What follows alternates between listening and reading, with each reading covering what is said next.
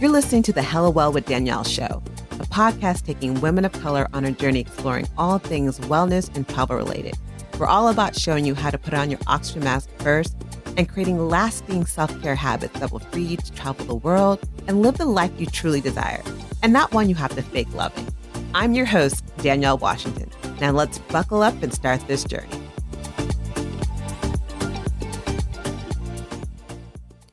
Welcome to the Hello Well with Danielle podcast, your weekly mental vacation for the busy woman who just needs a moment to pause, breathe, and woosah. I'm your host, Danielle Washington, and today marks a very special episode because tomorrow is a special day that I didn't see coming. Like, I never thought I'd be reaching this moment in my life, but today's episode is about consistency, transformation, and the surprising lessons learned from my personal journey. Y'all, tomorrow I am celebrating 500 days. Yes, you heard that correct. 500 days of me embarking on this personal journey of doing my Kundalini meditation. And I have never done anything for 500 days besides washing my body and brushing my teeth. And I can tell you right now, it has been a journey. Like half of 1,000 days, because that's what we're getting to. This is my halfway mark. For 1,000 days, I am doing this meditation. But half of 1,000 days ago, I started this practice, not by choice. I'm not going to sit here in front and I just decided on my own that this was going to be a good idea. My spiritual mentor was like, you should do 1,000-day meditation. And this was in preparation for me stepping into a deeper side of my spiritual practice, and a practice that I haven't stepped into yet. And I was like, no, I don't think so. 1,000 days seems like a lot. And mind you, this meditation, I started off doing this one meditation for 40 days. I did it as part of a collective for 40 days with other women. And it was amazing. And then I was tasked to do it for 90 days. And I was so proud of myself. I'm like, oh my God, I've done this for 90 days. And then a few minutes later, I was asked to do, or was suggested to do for 1,000 days. I'm like, no, I don't think so. I don't think that. Like, I calculated. I'm like, that's more than 2 years. That's like 2 years and like 7 months. I'm like, that's a long time to be doing something every day. And what I didn't say is, if you miss a day, you got to start all over. So it's like, you got to really be committed to 1,000 days. It's like, I don't know. I don't think I have it in me. I don't think I have it in me. And so I kind of hot about it and then decided that, okay, this is the day I'm ready. And then the day I decided to do it was actually the day my grandmother passed away. It wasn't the exact day, but it was the anniversary of the day my grandmother passed away. And I was like, this is going to be the day. This is going to be the day that I'm going to start this practice. And it turned out to be so much more. Like, along the way, I've encountered moments of profound peace, days of resistance, and insights that I've shifted my life and how I see things and my perspective. And it's crazy. So in this episode, I'm going to share a little bit more about what it takes to commit to something every single day, and the beauty of overcoming the resistance, because it wasn't always easy, and how this discipline has spilled over into other areas of my life. So like, whether you are a seasoned meditator, someone who struggled with maintaining a regular practice, or just curious about meditation, or just dabbled a couple things in meditation, this episode is for you. I'll be sharing not only just my successes, but the struggles and doubts that I've faced through this situation, and how I was able to navigate it to get to 499 days, because tomorrow's 500. So we're at 499 today. But let's keep it 100%, because you know I like to keep it 100%. It was not always easy. It was not always easy, especially when life throws you different curveballs, especially when you are traveling. Before we go any further, because I know I've gone really far in the conversation already, I want to just take a moment, because I like to do this. I like to first to drop in, and wherever you are, whatever you're doing, just take a moment to pause and take a deep breath in. Allow this breath to be the deepest breath that you've taken all day. Exhaling and taking another one, feeling your belly expand, and then letting it go. Remembering that this journey is as much about the destination as it is about each step along the way. So are you ready to walk with me on this path to find out, how did I get to 499? I want to say 500. I want to be like, it's 500 already. No, how did I get to 499 days? When I didn't really have a strong meditation practice. Like, I was doing these meditations and I made it through 40 days. I made it through 90 days, but how did I even begin to make it through 40 days? And it's interesting that I talk about this because when I first started meditating, just before I even got into Kundalini yoga, I would sit in meditation and I would put my hand in Gyan Mudra or in my lap or whatever. And it just wasn't easy. I would start thinking about what I was going to eat. I would start having conversations in my head. I'd start planning my day. And I'd get frustrated. And I was like, this doesn't work for me. Like, I kept trying and I kept trying and it just didn't make any sense. And for me to be able to do 499, again, I want to say 500. For me to get to 499 days, I had to come up with a way to become consistent. And the thing that worked for me in becoming consistent was being able to do my meditation first thing in the morning. There's something magical about starting your day with the meditation that gets you going, that energizes you, and that kind of sets the tone for the entire day. And it was kind of a mental and emotional alignment that was hard to replicate. So that was a huge reason that helped me be consistent. I found that meditating in the morning not only was a sure way of me getting it done, but it also, again, set my day up smoothly. But let's be 100%. There's times when I couldn't do it in the morning. There's times when I just started to start scrolling to the point where then, I got to start working. I was like, I've missed my window to meditate, or something else came up, or I woke up late. And on those days when I didn't do it in the morning, I definitely felt the difference. But what I also realized was like, I need to make sure that I get this in, because remember, if I miss a day, I got to start all over again. And so the way that was helpful for me in staying consistent was, if I did not do my meditation in the morning, I would set an alarm to do it at night.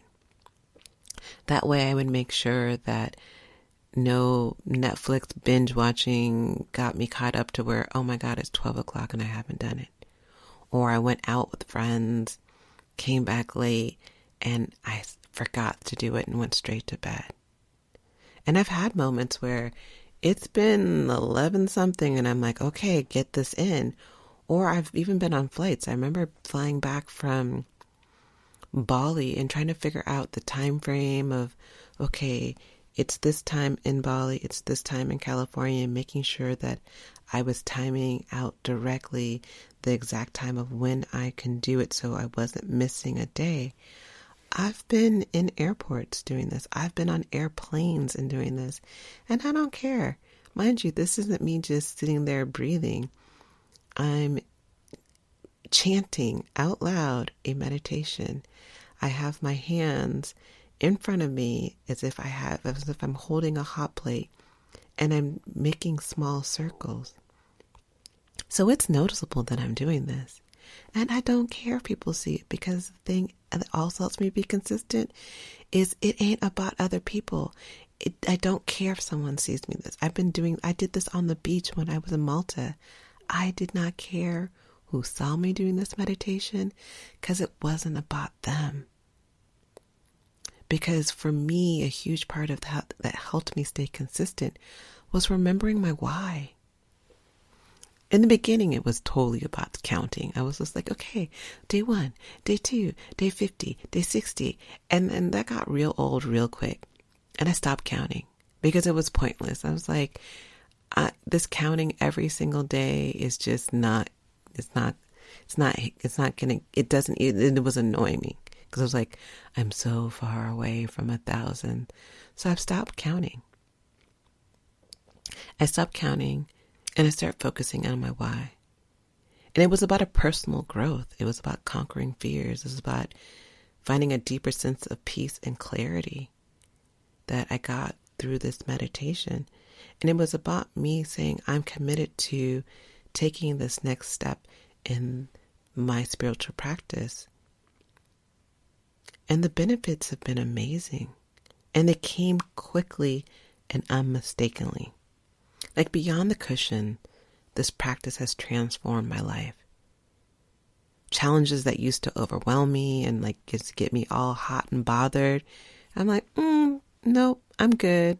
My stress, more manageable more than ever in my entire life. And I feel grounded and I feel centered.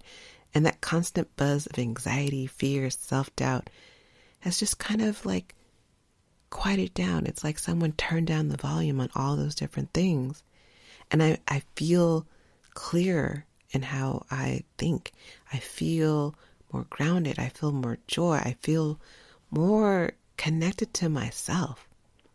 This journey has been about facing those shadows and about learning to let go of some of these fears. And the changes aren't just internal, they're also external. Like they reflect in every aspect of my life.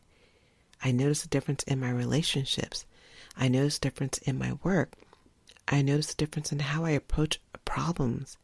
It's like I've been given a new lens into how to view the world. And I was mentioning earlier about how the fact that in a meditation where you're just sitting still and doing nothing was kind of hard for me because I was always getting distracted. I was checking the time and barely making it through a few minutes. But with this meditation, which is a Kundalini yoga meditation, it's been completely different for me. And the practice has helped me kind of engage in a different way because it is so active. Like I'm doing it for 15 minutes and there's a mudra, which is a hand position, there's eyes, and there's all these different pieces to it. But the real magic of me doing this meditation and how it has shifted beyond the meditation is that when I start chanting this mantra, the mantra I've been chanting is Tatra Chakravati. This mantra isn't just words, y'all. It's a vibration that resonates through my entire being. Like it's said that this meditation is to help elevate the frequency in our cells, infusing them with light and attracting health, goodness, happiness, and protective grace. And I'm all here for all that. But it's a mantra for complete protection as well. It's really focusing on removing fear, anxiety, depression, and phobias, and infusing us with this indestructible power and courage. And I talked about that earlier, about how I feel like someone has turned down the noise on my anxiety, on my fear, and it's helped me show up differently. And as I chant, something crazy, amazingly happens. Time just seems to dissolve. Like I could be doing this chant for the time that I have it. I set the time, and like the outside world just fades away. I find myself in a space of deep, profound meditation. And you kind of would think that because I'm chanting and I'm moving, you're not getting in a deep kind of trance of meditation. But for me and for other people, and that's the reason I kind of like Kundalini meditations, it is through those hand movements. It's through the chanting or the focusing somewhere that really helps me get in a deeper state. Because before I know it, ding, that bell rings and I'm like, oh, I'm at the end. And I'm often surprised that I'm at the end. But I don't want to sell this as, oh my God, just do Kundalini yoga meditation and you'll never have issues with being distracted. Because yeah, I still have times where I'm like, okay, is this almost over? There's days where I'm like, oh my God, this bell can't come any faster. And in those times, again, I go back to my why. I go back to, okay, remember why you're doing this. And if the why isn't always working, now I got receipts to, okay, you don't need to always remember your why. I mean, it's great to remember your why and focus on that. But remember that you have receipts of how this has changed your life. And I remember I'm like, oh, okay, I'm doing this because this helps set me up to be a better daughter to my parents. It helps me with my relationship with them. It helps me be a better healer in working with my clients, a better yoga teacher, a better friend, a better person to myself. It helps me take care of myself and recognizing my capacity. It helps me work through challenges and self-doubt and the negative self-talk in a way that wasn't working before. Like, I am not the same person as I was when I started doing this meditation. And it's just shifted my life in such a beautiful way that I am excited. I'm excited, but again, there's days where I'm like, oh my God, I don't feel like getting out of bed and meditating. Or I'm sick and I don't feel like meditating. Like the other day, I had the worst migraine ever. And I was like, no, this isn't taking me out. This isn't the thing that's going to stop me from achieving this goal of being consistent. Because for me, consistency is probably the furthest thing from what I could say, someone can say about me. I wasn't consistent with anything. I'm a person who would start something and see something else and start something else. Like I've always, previously, I have historically struggled with consistency. So this has proven to myself that I can stick with something. This has proven to myself that I have the ability to do this. And it has awakened something so powerful in me to know that, wow, I can be consistent. So at the end of the day, Kundalini meditation hasn't just been about a practice for me to do each morning. It's become a way of life. The lessons learned on the mat are lessons I carry with me throughout the day, influencing how I feel, how I think, how I interact with the rest of the world around me. It's been a journey of transformation, and not just within, but in every facet of my life. So if you're thinking about starting or maintaining a meditation practice, remember these tips: finding the best time that works for you, have a backup plan, always keeping your why close to your heart, and being ready, because the journey might just take you places you never expected. So if you see me in the internet streets, just say congratulations, because I'm proud of myself. I'm going to be celebrating this week 500 days and 500 more days to go. And I can't imagine what the next 500 days, the more shifts, because if I've shifted this much in 500 days, imagine what the shifts will be in 1,000. I'm excited. I'll see you guys next week. Ciao.